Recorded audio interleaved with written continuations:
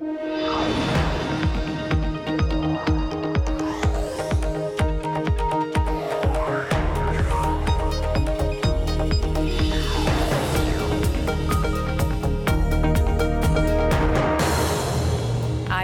Hyde from London, in for Emily Chang. This is Bloomberg Technology. Coming up, the Silicon Valley view on the June jobs report and the outlook for tech workers with the increasing threat of automation. Plus, a Bloomberg scoop. Investigators say Russian hackers are chief suspects in a breach of US power plants. We'll look into how they may have pulled off the cyber attacks and their potential end game. And Samsung reports a second quarter for the ages. But can it maintain momentum as its heir apparent continues his own courtroom battle? We'll discuss. First to our lead, the US jobs report for June shows payrolls coming in strong. 222,000 positions added. That beat forecast, but wage growth weaker than expected. Check out this chart in the Bloomberg. You can type in #BTV1764 if you're a user and you want to see it for yourself. In the white line, how we're seeing US average hourly earnings change year on year. June, we're up 2.5%, but month on month, that's just 0.2% increase. We are seeing a lack of wage growth, lack therefore potentially of inflationary pressure. Are workers therefore still underemployed? Is there slack in the system? Or perhaps automation and the rise of technology is allowing employers to hold down wages for longer? Here to discuss the June jobs report and future disruptions in the labour market, we're joined by Andrew Chamberlain, chief economist at Glassdoor, which operates a massive jobs and company database. And with us for the hour, it's our guest host, you know him well, David Kirkpatrick, CEO of Techonomy. Gentlemen, thank you for joining me. And let's get straight to you, Adam, because I'm focusing on the silver lining here. I'm focusing in on the numbers. They're looking healthy. More people joining the labour force. But when we look at Bloomberg's own analysis, it looks like department stores, landline telecoms, these are the biggest job losses out there. We are seeing disruption affecting jobs at the moment, aren't we? Yes, absolutely. We are seeing some evidence of automation in certain sectors. We all know that blue-collar roles, like people at the ports, people that work in warehouse, drivers, they're clearly going to be affected. What many people are not talking about is that white-collar jobs will be affected also. So, for example, loan officers and other white-collar roles that are increasingly being replaced by apps and software, they are at risk as well. And we do see some evidence of this in Glassdoor's salary data today. AI becoming more prevalent, more relevant. David, is the US ready for this? Well, I don't think the U.S. is ready for it. And I think before I make another comment, I want to say we absolutely need to have policy and investment to accommodate the reality that job dislocation is going to become pervasive across the economy, including in white-collar professions, as Andrew points out. But there's an irony about all the hand-wringing in Silicon Valley about job losses because of automation, given that we are at closer to full employment than we've been in a long time. The Fed this week was talking about being worried we have too much unemployment. We don't have enough unemployment. So the time to be having this sort of concern is perhaps a slightly odd one. But nevertheless, we look forward and we look to this odd conundrum. And I want to get, Adam, your take on the fact that, yes, we are seeing, as David pointed out, sort of near record amounts of employment at the moment. However, we're not seeing any sort of wage pressure building into the system. Can you talk to us about the underlying reasons for this? Because perhaps it's not quite automation feeding into this yet. No, not necessarily. So underneath the top line wage figure, that 2.5% wage growth, there's a lot of diversity. And so I think that it's quite misleading to just focus on the top line figure. Today, it depends on what city you're in and what job you're doing. And that is what determines your wage growth. So certain roles in healthcare and software, they're seeing wages rise at 3, 4, 5% per year. And then there are other roles, such as manufacturing, design engineers, where you're seeing wages fall year over year. So I think the excessive focus on the top line figure does miss the fact that there are labor shortages. They're just happening in cities like San Francisco, New York, and Seattle, and not in cities like Atlanta and Houston today. So, Andrew, how therefore do we read into this on a more general basis? How can policy help ease this? Is it by helping people move from state to state to make people labour mobility more easy? Certainly, labor mobility will absolutely help. Part of the Problem today is we have close to 6 million job openings in the United States, and the problem is many people who need jobs are not in the same cities that are creating jobs. And so anything from housing policy to tax policy, anything that encourages people to relocate to where there is work absolutely will help. There's also this issue of training and just making sure people have the right skills, making sure universities are teaching what employers need to hire today. I don't think that's happening, and I think that's why you're seeing the rise of things like coding boot camps to fill in the gaps. So, David, we heard from Andrew that perhaps we're seeing coding boot camps and the like. Silicon Valley, if you may, stepping up and helping retrain. Talk to us about the hand-wringing that you talked about and the fact that many are already talking of perhaps, well, taxing robots in the future. Are you an overall optimist or pessimist when it comes to automation and the effect this has on the economy and on people?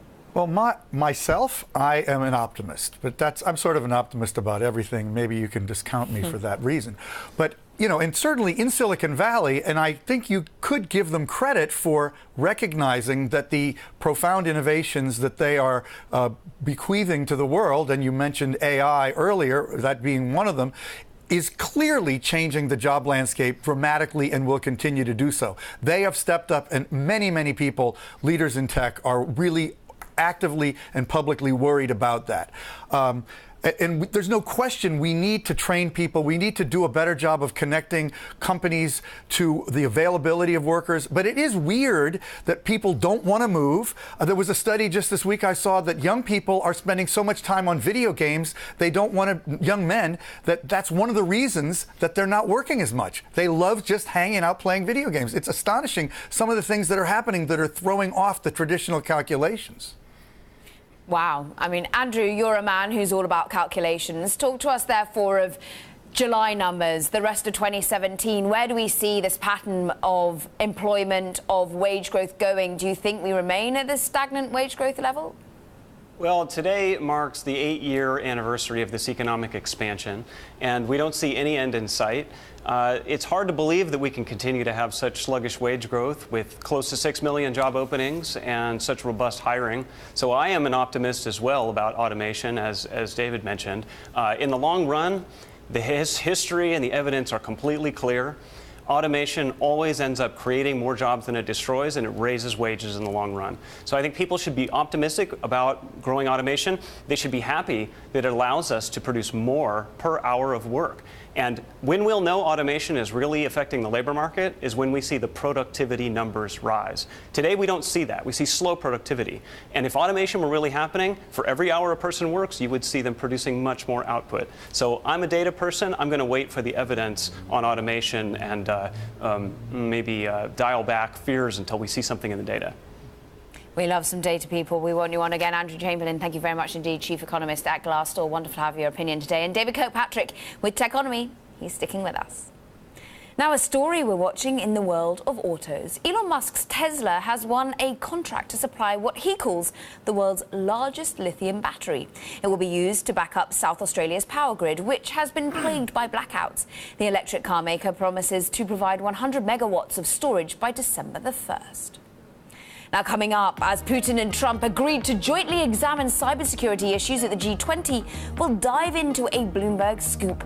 Russian hackers are chief suspects in a breach of at least a dozen US power plants, including a nuclear one in Kansas. And Bloomberg Technology is live streaming on Twitter. Check us out. It's at Bloomberg Tech TV, weekdays 5 p.m. New York, 2 p.m. San Francisco, 11 p.m. right here in London, 10 p.m. even. This is Bloomberg.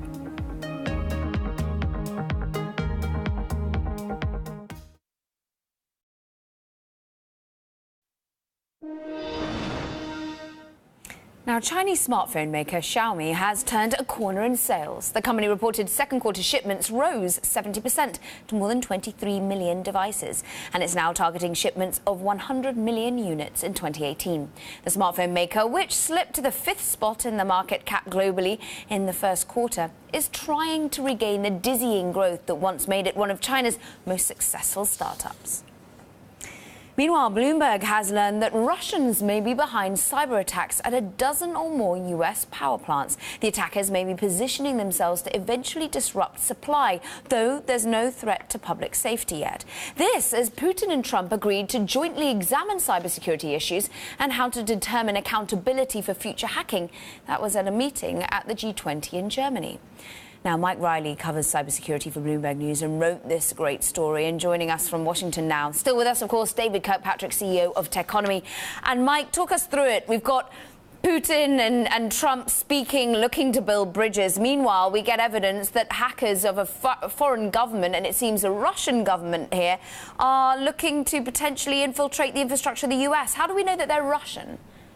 You know, I think that's right. It's like, I think one of the things that's going on is that, the confluence of the meeting and the news breaking about these hacks on power plants shows that there's a lot of stuff going on behind the scenes, even as the two leaders are meeting. I think that in terms of the Russian, like how you determine that these are Russian hackers, you have both private security companies who are in the plants themselves doing this, but also the FBI and the NSA are involved in the attribution. Everyone that we talked to, which was multiple sources, said that all fingers seem to be pointed at this point to Russia. I think part of the context of this is, and why the U.S. government is so worried, is that in the last 2 years, the Russian hackers took down the Ukrainian power grid 2 different times, and they keep getting more sophisticated, as if they're using the Ukraine as kind of a test bed for this kind of stuff. So when suddenly hackers that seem to be connected to Russia start hitting a dozen power plants in the U.S., including nuclear power plants, it makes them very, very nervous.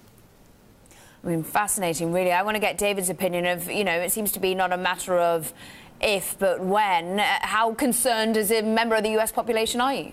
You mean when we start losing power because the Russians are not turning it off? I hope that's not true. I think actually, as Mike pointed out, cyber forensics are actually much better than a lot of people realize. And while hacking is a real problem, the detection is improving as a science as well.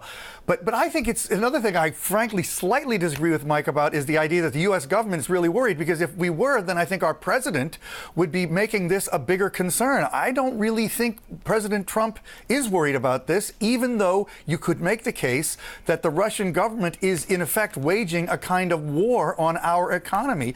And if, we really are so worried that power plants might start going out because of their behavior, we should be taking action, at least in terms of our jawboning and public statements and treating the way this is seriously at the UN and elsewhere much differently than we are. I don't hear that kind of talk coming from Washington. Mike, is there talk coming from Washington? And also, can you paint for us really some of the background here? Because you did some great investigative journalism into what went on, particularly at Wolf Creek nuclear site. So the first point, I think we are in a relatively unique position in that people in the national security part of the government, people in that have to think about the power grid, are pretty worried about this. But by all accounts, President Trump doesn't particularly think that the Russians try to influence the election. And as a result, I think that means that the way that he views any of these claims are going to be clouded by his sense of what hackers, and especially Russian hackers, did or didn't do during the election. It's really kind of a unique position for the government to be in, and it does create this kind of split personality within different parts of the government. In terms of what the hackers actually did, the U.S. government did send out, and they do this in relatively rarely, but in situations where, like this, they sent out a warning to utilities and stakeholders with a lot of information about how they could detect these same hackers in their systems. And one of the things that was clear is you could see that the malware that the hackers were using, they get in through the enterprise, which is basically just the office computers, but they seem to be scanning internal parts of the network looking for connections between those computers and control systems. It's the control systems, of course, that would control things like turbines and other things. Now, as far as we know, they hadn't been successful in doing that. And in fact, the concern that the government put out was persistence. In other words, they're worried that these guys are going to burrow into these networks, which might give them the ability to pull the trigger on something more serious at the time of their choosing. Fascinating amount of depth that you managed to get into. And David, therefore, when you're looking at not only this revelation coming from Mike's reporting, but also the not one but two significant global cyber attacks that we've seen in the last couple of months, are companies getting this? is investment going into cybersecurity speedily enough, and are governments reacting quickly enough? Well, I do think there has been a major shift in the way big companies think about the risks of cybersecurity in just the last 2 or 3 years. And at the board level, most companies are now talking about this, and CEOs are on alert. This is a big deal. Money is being spent. But I think, we also have a challenge. Again, it's a public policy and strategy point, but I think we need a global treaty on this. We need global discussions among nations to discuss what is proper, what is not proper. And the fact that that's not happening or not even being discussed as urgent worries me. Plenty to mull still over the weekend. Techonomy's David Kirkpatrick, you're sticking with me. Bloomberg's Mike Riley, great piece. I urge our viewers to go on to Bloomberg.com and read it. Thank you very much indeed. Now, coming up, US stocks rebounded from the biggest sell-off since May, closing out the week with gains. Will there continue to whipsaw trading for big cap tech stocks, though? We explain. And a feature that I'd like to bring to your attention is our new interactive TV function. You can find it at TV Go on the Bloomberg. You can watch us live. If you miss an interview, you can go back to it. And you can send our producers a message. Play along with the charts we bring you on air. This is for Bloomberg subscribers only, though, I'm afraid. Check it out. It's TV Go. This is Bloomberg.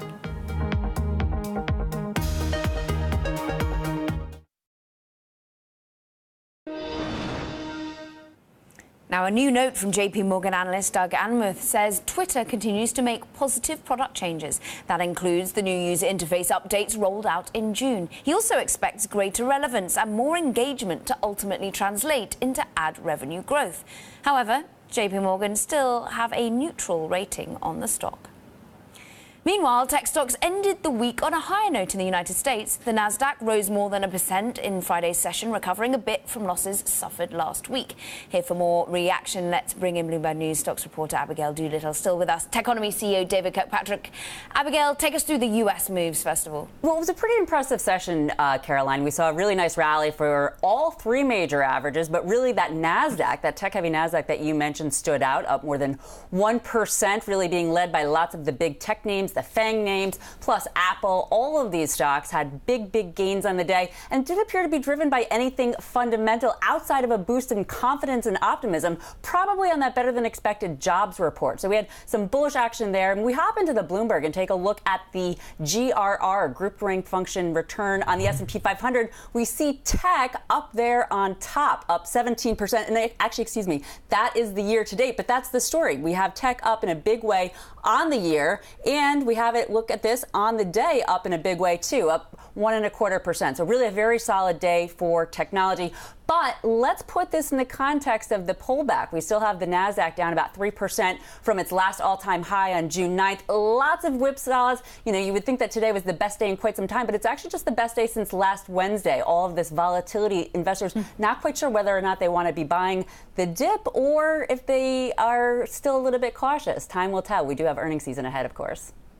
We certainly do. If you're looking across at some of the other regions, Europe, we saw technology the number 2 in terms of industry groups in Europe here on the Stock 600 for the day, and indeed it was up on the week. Interestingly, Asia was down for information technology stocks throughout the day and indeed the week. But let's turn to David's viewpoint here, because Abigail mentioned FANGs. And is it time to be, well, if we, amid this dip, we see a little bit of buying? Are you a buyer when we see these sorts of dips happen and volatility? Well, keep in mind, my company is called Techonomy. So I'm a big believer that this is the way the entire economy is moving.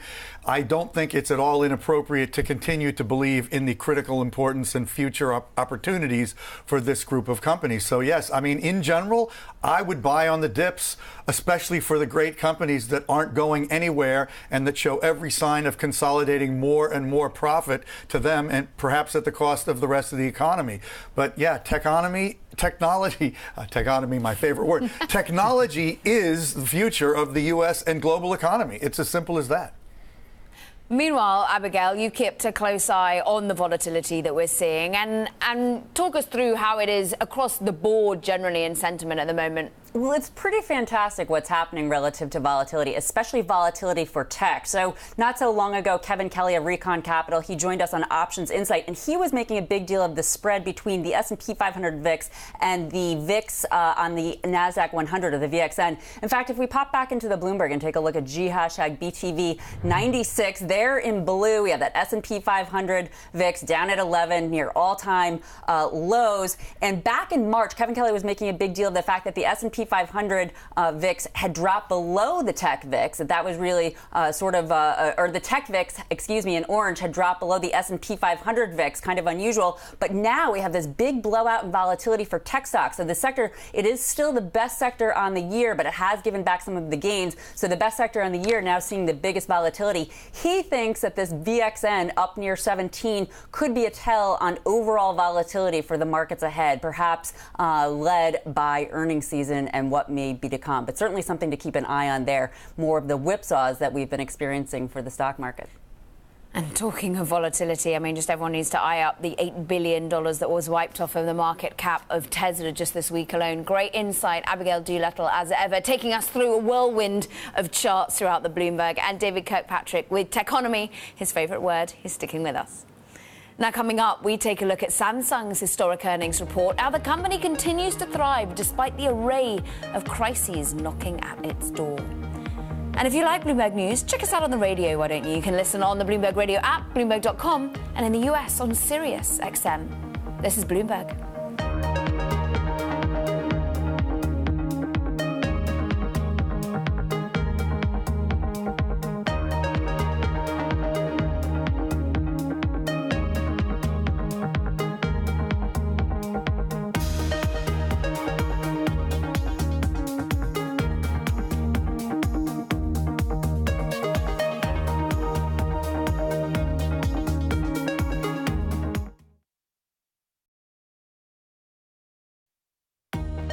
I'm Elisa Parenti in Washington, and you're watching Bloomberg Technology. Let's start with a check of your first word news. We want to begin right away by taking you live back to Hamburg, where police have resorted to water cannons in an effort to contain protesters at the G20 summit. Nearly 200 police officers have now been injured in clashes with these thousands of protesters. World leaders gathered for the talks have condemned the violence. Again, these are live pictures, and we're tracking the situation there. We'll keep you posted if there are any further developments. And meantime, Presidents Trump and Putin had their first confirmed meeting today in Hamburg. During the 2-hour-plus affair in Germany, Trump confronted Putin about Russia's meddling in the election campaign, which Putin denied. Russia's economy minister says Putin also complained about economic sanctions. Secretary of State Rex Tillerson, who attended the meeting, said both leaders discussed how best to move forward. They had a very robust and lengthy exchange on the subject. The president pressed President Putin on more than one occasion regarding Russian involvement. President Putin denied such involvement, as I think he has in the past. The two leaders agreed, though, that this is a substantial hindrance. Russian Foreign Minister Sergei Lavrov was also at the meeting. Secretary Tillerson said the Russians asked for, quote, proof and evidence of Moscow's involvement in the 2016 election. And the U.S. and Russia also announced a ceasefire for southwest Syria in an increased effort to stop the civil war. U.S. officials say the agreement would take effect Sunday at noon, Damascus time. G20 host Angela Merkel arrived at a concert hall in Hamburg for a show and dinner with other world leaders. During the first working session of the summit, the German chancellor said the countries must work together to help solve the world's problems.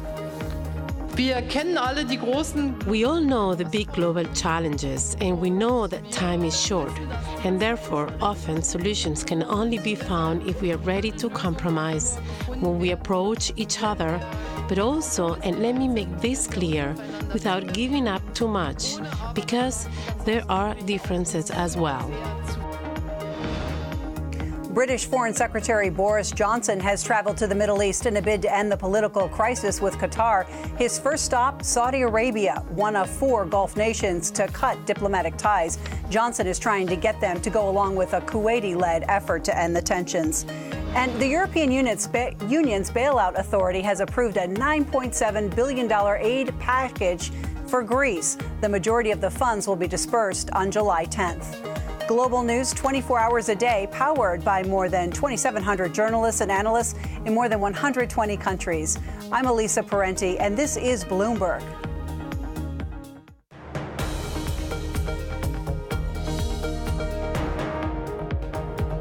This is Bloomberg Technology. I'm Caroline Hyde in for Emily Chang. Now let's turn back for a moment to our lead story. US jobs data. Now retail hiring increased by 8,100 in June. Interesting, a recovery from just 3 months ago when the sector shed 30,000 positions in March. It's also notable since the industry has been hard hit by the so-called Amazon effect, the shift of retail sales from brick-and-mortar stores to less labour-intensive online sales, causing, of course, that headcount to suffer. Meanwhile, Samsung has had it tough of late. From its exploding smartphones to its heir apparent on trial for corruption. But the company made positive strides on Friday, reporting its best quarterly profit ever, boosted by the global demand for semiconductors. And of course, it's a popularity for the South Korean company's new Galaxy S8 smartphone also in evidence. Samsung's revenue beat estimates as well.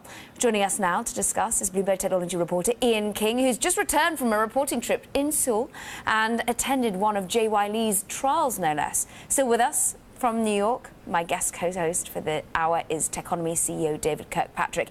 Ian, you've got great insight for us. First of all, though, let's go with the silver lining around a few clouds for Samsung, the numbers. In particular, your area of expertise, chips, they really are flying. That's right. I mean, as you know, I don't care about phones at all. It's only what's in them. It's only the memory chips that matter.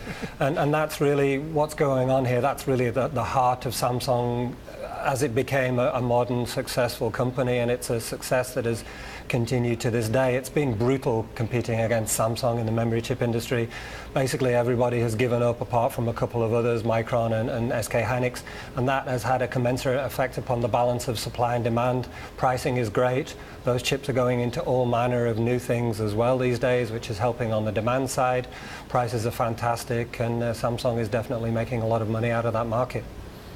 Price is fantastic for the chip side of the business. They're also in an area that I'm not sure you're that much keen on either, but organic LED screens. Is this an area that the price is fantastic, can remain fantastic? Yeah, no, I mean, I do care about it because it's basically semiconductor technology as well.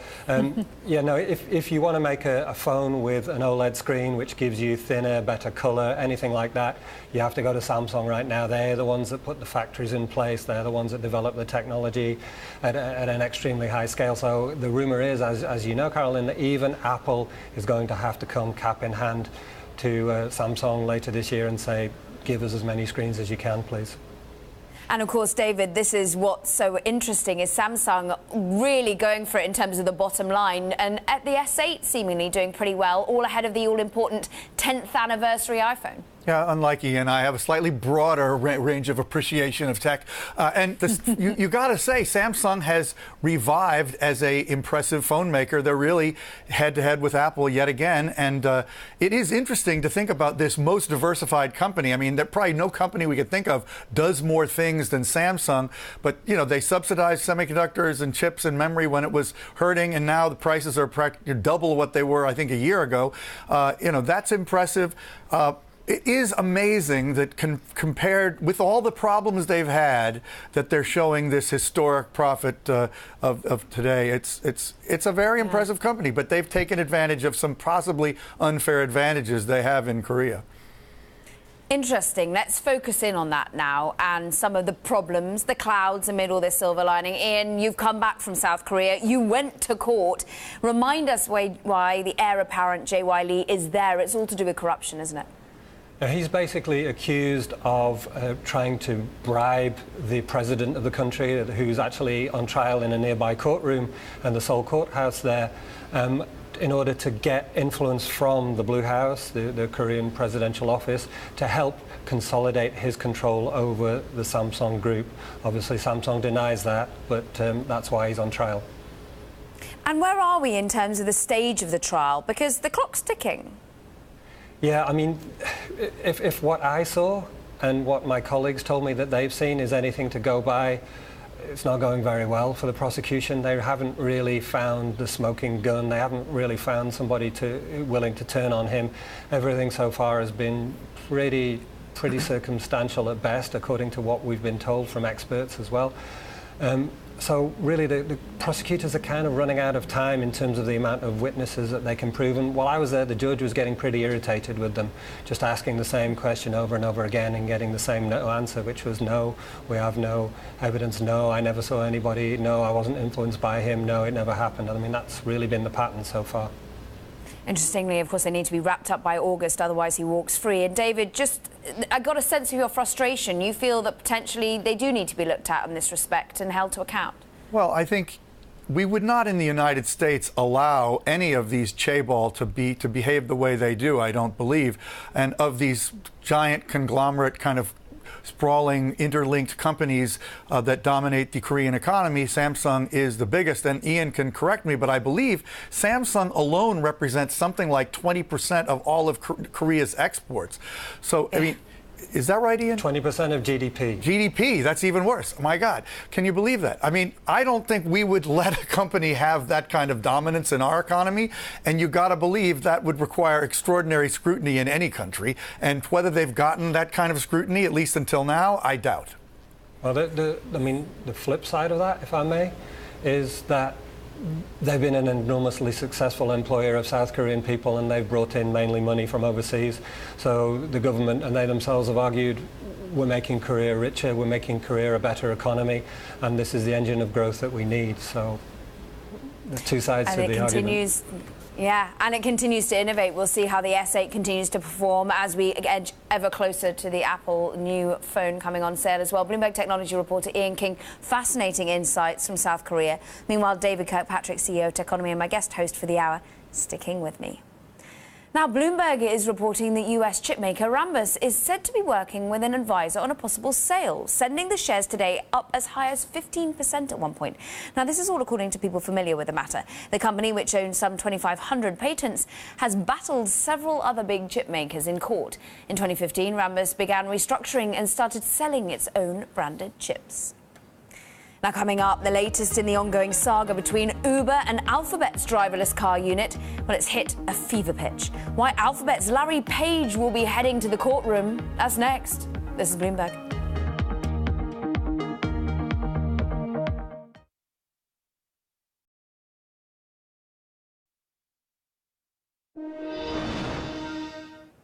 Now, the battle between Waymo and Uber just took an unexpected turn. Alphabet's self-driving car division dropped 3 of 4 patent infringement claims in its lawsuit against Uber over its autonomous vehicle program. It's the latest move in the ongoing fight over driverless technology.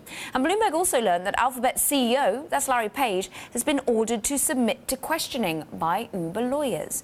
Joining us now from San Francisco is Bloomberg technology reporter Eric Newcomer, who has been reporting on this story and many when it comes to Uber. And still with me, my guest co-host, Techonomy CEO David Kirkpatrick. First of all, Eric, why drop the 3 out of 4 parts of the patent infringement? The judge in the case had really been urging Alphabet to pull away from the patent cases. This has really been a trade secrets lawsuit from the get-go, but there have been these 4 patent cases, and Alphabet's basically walking away from 3 of them and only has 1 left. They're basically saying that Uber isn't using that technology anymore. They've switched to something else called Fuji, and so the remaining suit is around the patents and the LiDAR that Uber is still using, not the one that Alphabet says that they've agreed not to use. And meanwhile, Uber's saying we want Larry Page to be questioned. I mean, what's the rationale behind that? Well, Larry had a one-on-one conversation with Anthony Lewandowski, who's the software engineer from Otto, who's at the heart of this case, who is pleading the 5th. So if they want to hear what happened in that case, they have to talk to Larry Page. I think there's also going to be this suggestion that, you know, Larry Page has a lot of side projects. He's got these flying cars that sort of compete with Alphabet. So it's not that crazy that Anthony Lewandowski was, you know, working on things very similar to what Alphabet was doing, and that was sort of the culture at Google. So I think they're definitely going to want to ask Larry Page some questions about, you know, what was sort of standard practice and whether Anthony was really doing anything that odd here. Pleading the 5th, meaning Anthony Lewandowski doesn't have to be giving any evidence, it would seem. Right. David, just talk us through what this all means in terms of Uber's current state of affairs, which Eric covers so well. This actually hits to the heart of their own business model and their forward thinking for where the company goes. And is this something that you're keeping a very close eye on? Well, certainly it's just one more, I would not say nail in the coffin, because certainly Uber continues to thrive. But this is a company that has, it's sort of like, a magic trick where there's a lot of nails going into something. I don't think Uber, I hardly can think of a tech company that has more blots on its reputation than this one. It would be great for them if they get out of this case with, unscathed. And Eric's reporting has been terrific in helping me understand what's going on. Certainly, you have to look at this with so many other things happening with Uber currently. No CEO. Currently, sort of being led by Arianna Huffington. Is that who is sort of in charge there? We don't even really know. Tons of people have left. The scandal of sexual harassment, all kinds of things still simmering, and yet everybody still uses it, and it's growing around the world. So, interesting. Eric, back to this particular court case, and it seems as though actually Uber's sort of come out fighting with respect to the fact that 3 out of 4 patent infringement cases have been dropped. Do they have a leg to stand on? Right. I mean, they're definitely happy to see that. I mean, and like I said, the judge sort of saying that Alphabet should pull back on them was a pretty strong sign. I think it's really going to come down mostly to these trade secrets cases, and even that Alphabet has to pull down from more than 100 to less than 10. I mean, and that's mostly about what a jury can reasonably focus on. So they're going to focus on, a couple, fewer than 10 claims and really sort of dig deep on them. And I think there are still questions about what Alphabet's been able to turn up. They haven't really tied Uber to having these files or to asking Lewandowski to get these files. So there's a lot that the judge has been saying, I'm still not convinced here. You still need to prove a lot here. The saga continues. You'll keep reporting. Bloomberg's Eric Newcomer, thank you so much. And our guest host, Techonomy's David Kirkpatrick, sticking with us. Now, coming up, Apple's war of words with imagination technology is showing no signs of slowing down, while the iPhone maker is crying foul on the UK chip designer's version of events. This is Bloomberg.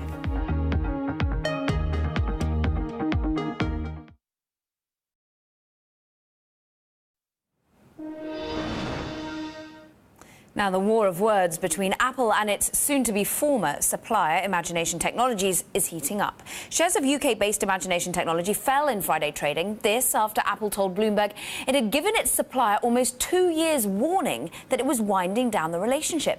Now, the two have been sparring publicly since April, when Imagination Technologies finally announced to the market its IP won't be used in new Apple products, sending its shares plummeting. Now, earlier I spoke with Bloomberg Technology reporter Adam Satariano, who's reported on this story, and asked, him exactly the supplier knew when they knew its partnership with Apple was on the chopping block. Imagination Technologies is not a company that most people hear about or really care about necessarily, but it's an interesting story because their business is they're an example of a company that's so closely linked to Apple. Their whole business is essentially cultivated around bowing to Apple and doing what they want to do. But in April, they disclosed that they were losing this contract and their stock just completely plummeted and went down more than 60%.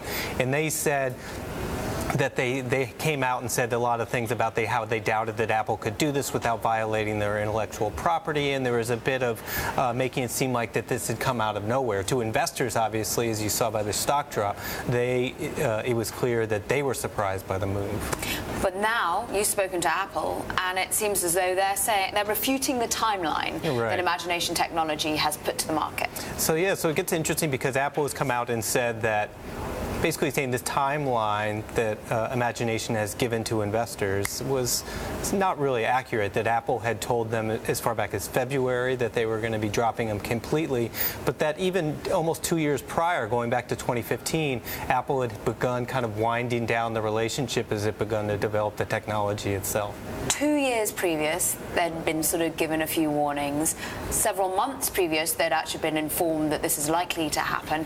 What on earth can they come to the market and explain the holdup, because this is against market practice, in many ways deemed illegal sometimes, to be not letting investors know something that will significantly impact the share price. Yeah, and talking to an attorney who used to work for the UK regulator here, he says something that they'll definitely be looking into. There are nuances in which a company doesn't have to disclose.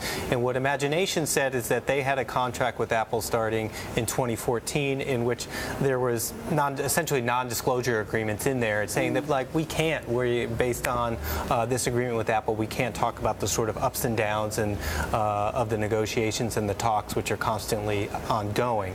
And so what they said is when they got the final clearest word that there was no going back, that this was ending, that happened at the end of March, and on the next business day, they say that's when they disclosed it. But it's clearly in dispute, and it's something that I'm sure some regulators in London will be looking into. We've had statements from Apple, but what have Imagination Technology told you? Yeah, Imagination Technology said that they have that they disclosed it in the proper manner, that they did it when they had clarity from Apple. And that's kind of a key word in the legalese of this thing, is that when there's clarity, and so it depends on the interpretation of these things. And so lawyers we involved, as they tend to be with Apple lately, as this Qualcomm, another supplier, Qualcomm, is the two of them are entangled in a mess too. So. Question for you to broaden this out, that this isn't just something that's affected Imagination Technology in terms of its dependence on Apple. You just have to type in the supply chain function on Bloomberg and see how many companies are very dependent on Apple. Are there other suppliers that many are now questioning or been worrying about?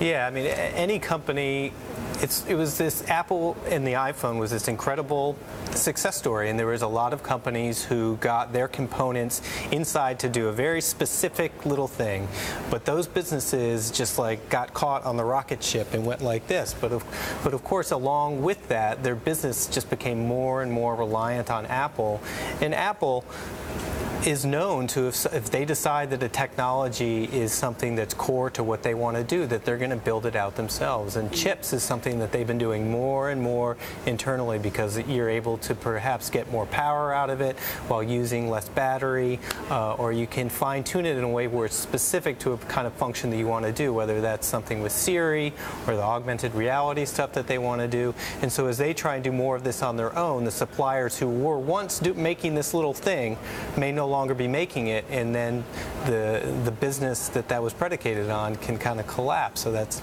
the people who work there, the investors, as we're seeing with Imagination, and so it's this domino effect that a company of Apple's size can have. That was Bloomberg technology reporter Adam Satariano. And still with us is my guest co-host, Techonomy CEO David Kirkpatrick from New York. I'm going to be bringing you now and the supply chain function. I ask you to lean into your television, screw up your eyes, because it's so important that I do want you to try and see. And this is Dialog Semiconductor. This is another supplier to Apple. Check out its dependence on Apple. On this side of the screen, 70